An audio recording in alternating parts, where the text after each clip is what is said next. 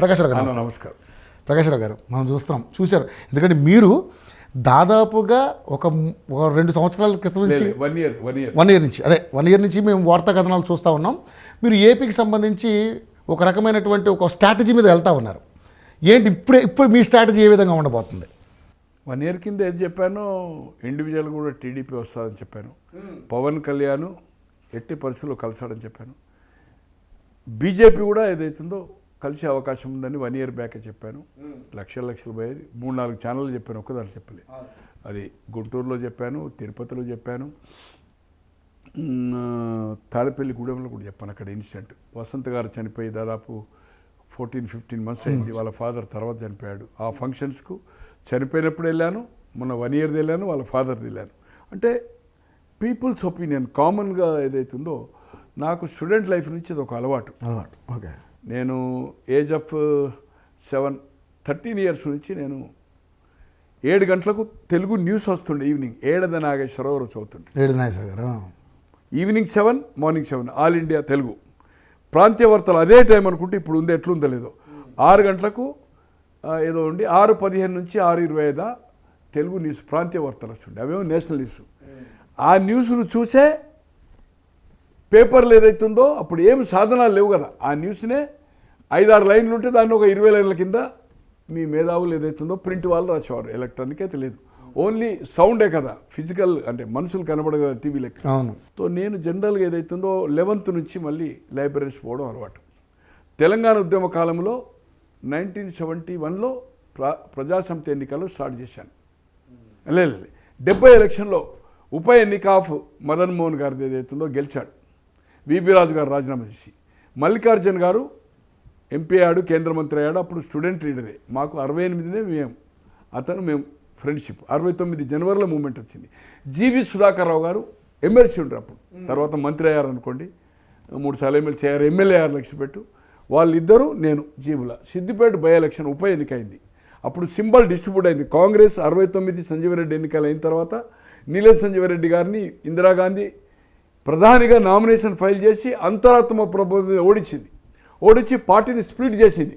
కాడెట్లు ఉండే స్ప్లిట్ అయినప్పుడు అప్పుడు ఉప ఎన్నిక వచ్చింది. ఉప ఎన్నిక అయినప్పుడు సీజ్ చేసింది కాడెట్లను. తారాజు గుర్తు కాంగ్రెస్ తీసుకున్నది, పార గుర్తు టీపీఎస్ తెలంగాణ ప్రజాసమితి. అప్పుడు ఈ ఎంక్వైరీ ఇప్పుడు ఏదైతే సర్వేలు చేస్తున్నారో, ఇప్పుడైతే మీరు చేస్తున్నారో ఒపీనియన్ తీసుకున్నారు. జెండా లేని బండ్లో మేము ముగ్గురం, వాళ్ళు 2 ముంగర కూర్చునే వాళ్ళని నేను వెనక ఒక బిహారీ భయ్య, అది జీవి సుధాకర్ రావు గారిది.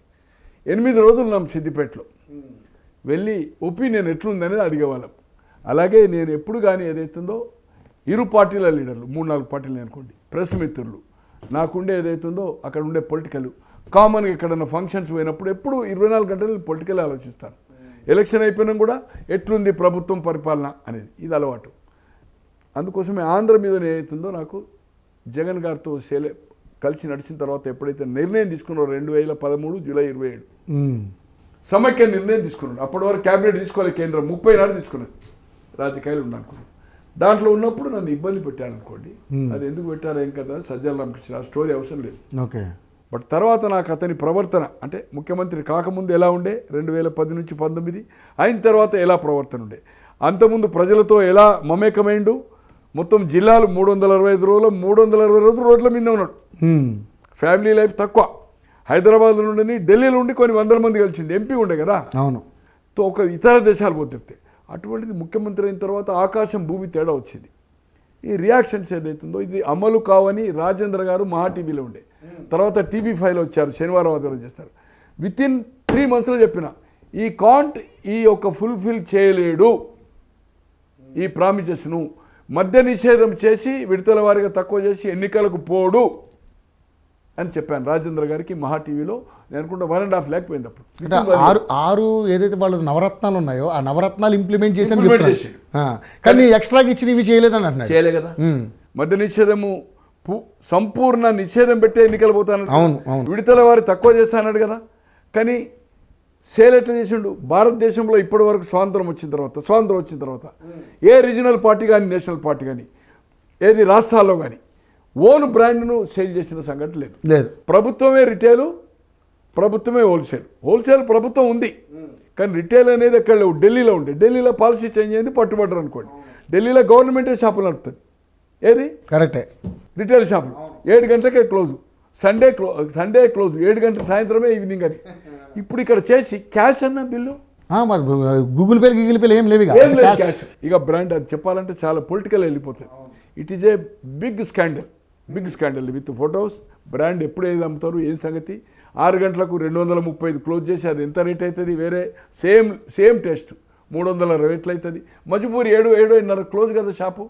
ఆటోమేటిక్ 230 స్టాక్ తీయడి వాడు, ఇది లేదంటాడు 320. అట్లే చీప్ లిక్కర్ పెడితే దాంట్లో అల్కాలు వాడు ఒకటే క్వార్టర్ తాగితే కింద పడిపోతాడు.